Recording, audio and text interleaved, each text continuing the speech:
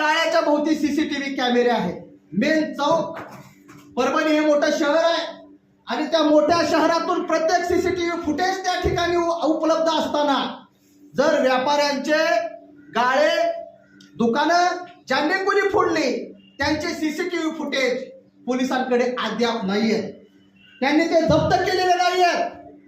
त्याच्यातून ही तोडफोड करणारे कोण आहेत, आंदोलनाला गालबोट लावणारे कोण आहेत हे समोर आलं असतं.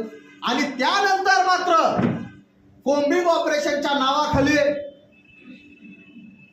जय भीम ज्याच्या गाडीवरती लिहिलेला आहे, ज्याच्या घरामध्ये डॉक्टर बाबासाहेब आंबेडकरांचा, सावित्रीबाई फुलेंचा, महात्मा ज्योतिबा फुलेंचा फोटो आहे, अशा लोकांना शोधून शोधून मारण्यात आलं.